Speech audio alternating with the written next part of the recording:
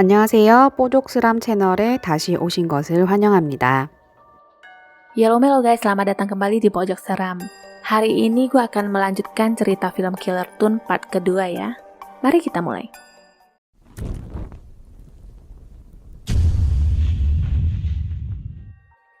Tiba-tiba sebuah tangan memegang kepalanya dari atas, tapi yang terlihat oleh Jiun adalah dia mematahkan lehernya sendiri, dan setelah itu hantu istrinya terlihat oleh Jiun tepat berada di belakang Pak Jo. Polisi tiba dan menahan Jiun untuk memberikan keterangan atas kematian Pak Jo. Dalam keterangan yang diberikan Jiun bahwa kedatangannya ke rumah sakit tentu saja ingin menyelamatkan Jo Sun Ki berdasarkan alur cerita yang ada di komiknya. Sebuah pernyataan yang susah diterima secara akal sehat, di mana misi penyelamatan dari serangan sesosok hantu. Ditambah lagi dia ketahuan berbohong akan keberadaannya saat malam kematian Misuk. Polisi semakin memojokkannya dengan memperdengarkan rekaman kalimat terakhir Misuk. Kasus Jo Sun Ki juga sudah terkonfirmasi bahwa dialah yang membalsam istrinya ketika meninggal, sama seperti apa yang diceritakan di komik karangan Jiun. Jiun merasa bingung dengan apa yang terjadi karena dia sendiri mengaku mengarang cerita tersebut hanya dari apa yang diimajinasikan. Detektif Lee menuduhnya dengan sengaja mengungkap rahasia besar seseorang untuk menciptakan kesuksesan besar. Tidak sampai di sana, asumsi lainnya, jika komik menjadi kenyataan maka akan menjadi sebuah sensasi. Jiun didesak terus-menerus sampai di titik terendah yang akhirnya mengatakan dia tidak membunuh karena sebenarnya dia hanya meniru. Karangan komik itu bukanlah karyanya. Ceritanya tahun lalu, Jiun sukses sebagai penulis. Perusahaan Daum lalu mempekerjakannya dengan bayaran tertinggi bahkan tanpa ataupun adanya proyek dalam karya Jiun. Tapi suatu hari dia dalam kondisi yang tidak bisa menghasilkan karya apapun dan dia menerima sebuah email. Ternyata email itu berisikan tentang cerita bergambar. Tidak tahu siapa pengirimnya dan kenapa bisa tertuju kepadanya. Yang lebih menarik lagi, gambar-gambar itu belum pernah dilihat oleh siapapun. Jiun mengaku keserakahannya sebagai seorang seniman telah memalsukan hati nuraninya. Dia pun mulai menggambar ulang gambar tersebut. Yongsu dan temannya segera memeriksa komputer di rumah Jiun yang ternyata memang benar gambar-gambar tersebut digambar ulang. Detektif Lee menyuruhnya untuk memeriksa IP pengirimnya untuk mendapatkan alamat sebenarnya. Yongsu tampak melihat gambar seorang anak kecil dan cerita loncat ke 6 tahun yang lalu.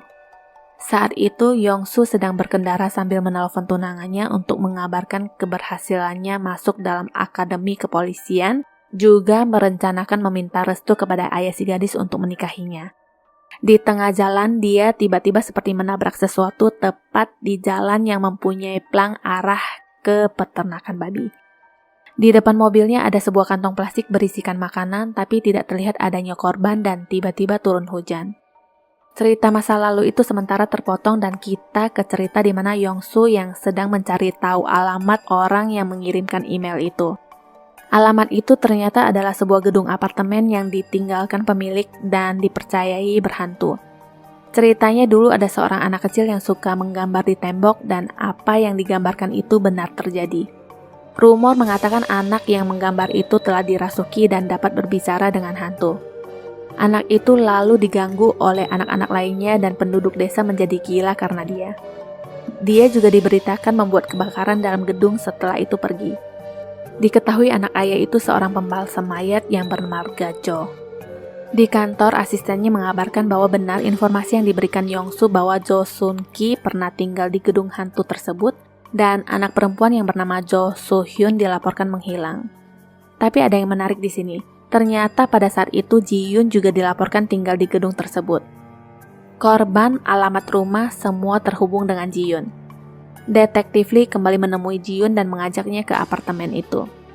Ji-yoon pun bercerita 5 tahun yang lalu sebelum debutnya, dia merasa frustasi untuk puluhan penolakan karya-karyanya. Di saat dia lagi bengong merenungkan nasibnya, di sanalah pertama kalinya dia tidak sengaja bertemu dengan Soo-hyun yang sedang menggambar di tembok itu dan terus-terusan diganggu anak-anak lainnya. Berawal dari pertemuan itulah hubungan mereka semakin dekat satu sama lain. Ada sesuatu yang tak terkontrol yang kadang muncul dari diri Soo-hyun untuk menggambar di dinding yang sebenarnya dia sendiri tidak ingin membicarakan gambar anehnya itu. Warga menuduhnya menimbulkan kebakaran dan kabur yang sebenarnya adalah laporan palsu yang dibuat untuk mengusir mereka dari sana menurut Ji-yoon. Kebakaran yang disengaja terjadi tepat di saat Ji-yoon memenangkan kontes dan saat itu jugalah mereka tidak pernah saling bertemu lagi.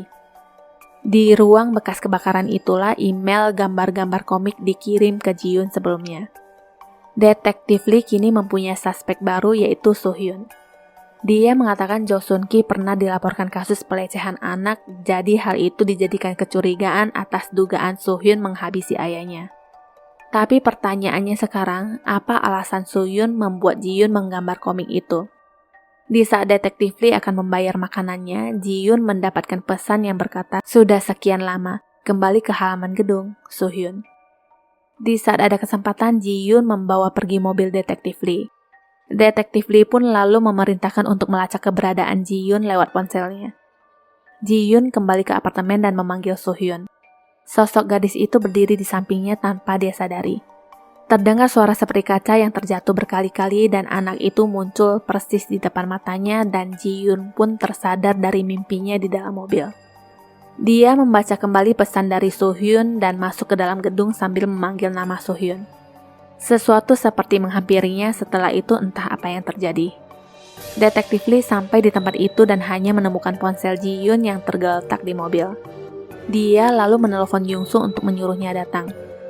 Detektif Lee lalu mengingat pembicaraan Young-soo di telepon yang tahu dia kehilangan Ji-yoon di depan restoran dan dia pun mencurigai Young-soo. Ternyata Ji-yoon berada di dalam mobil Young-soo dalam kondisi tidak sadarkan diri dan mobil itu mengarah ke tempat peternakan babi. Detektif Lee juga terlihat memutar arah dan menuju kemana Young-soo pergi dengan mendeteksi keberadaan ponselnya. Ji-yoon dibawa turun dan diikat di peternakan. Young-soo menanyainya di mana So-hyun. Dia tidak terima dengan jawaban tidak tahu dan terus memaksanya untuk membuka mulut. Young-soo memperlihatkan gambar anak kecil yang mereka gambar dan bertanya bagaimana bisa Ji-yoon tahu tentang kejadian 6 tahun yang lalu. Nah, sekarang lanjutan kejadian yang Young-soo alami malam itu. Ternyata dia menabrak seorang gadis kecil dan nyangkut di bawah mobil.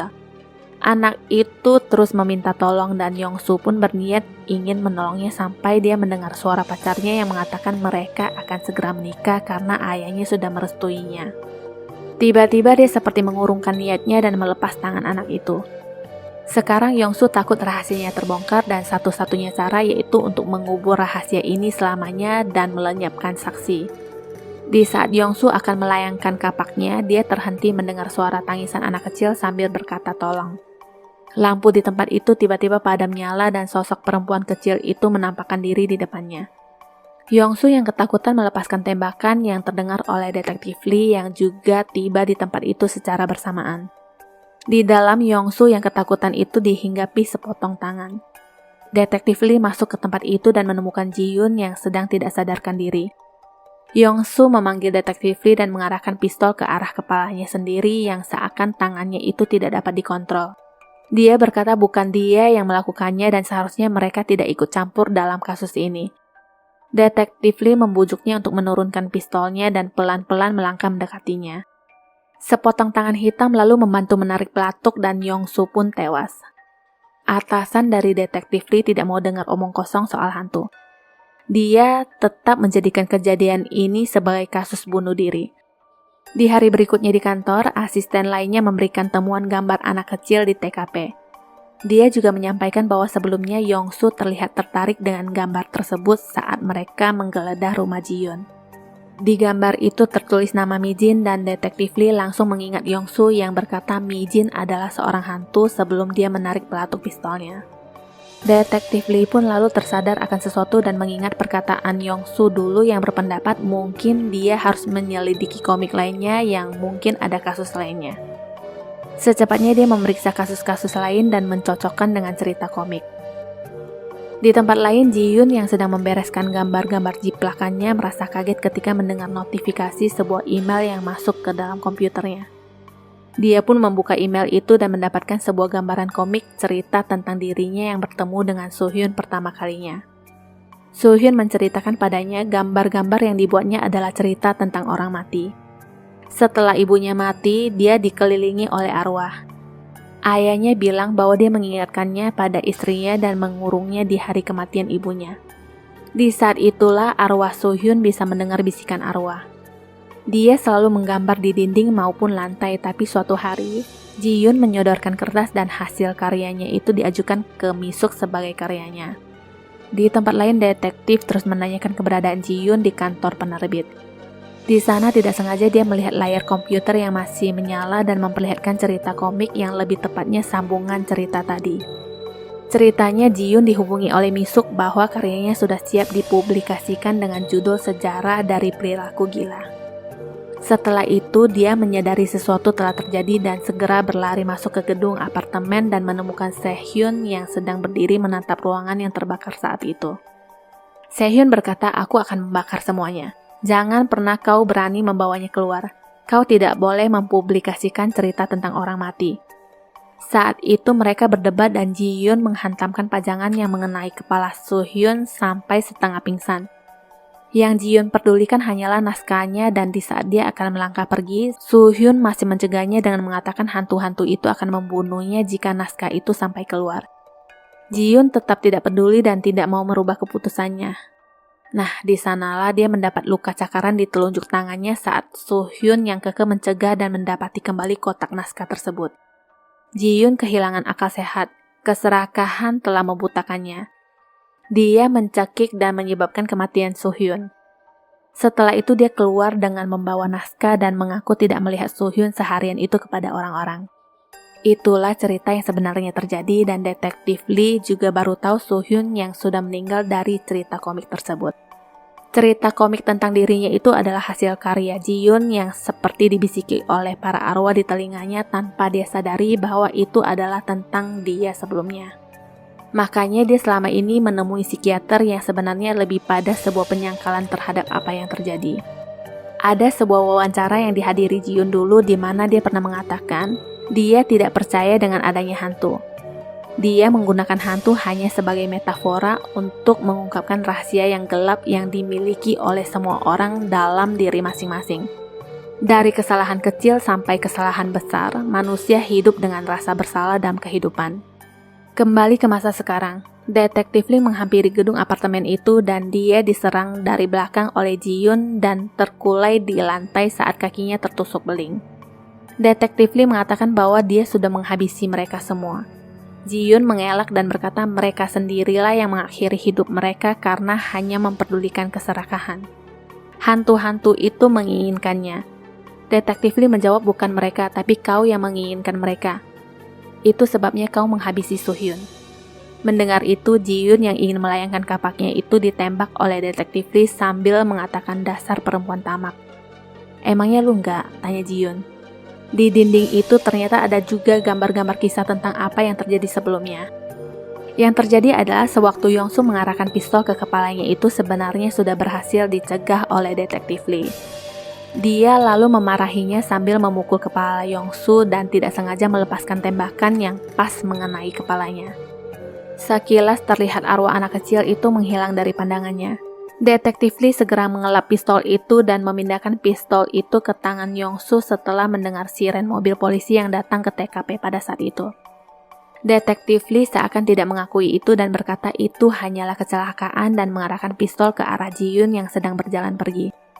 Tiba-tiba hantu Yong-soo menahan tangan detektif Lee dan mengarahkan pistol itu ke kepalanya sendiri dan menarik pelatuk seperti yang diceritakan di dalam komik dan tewas.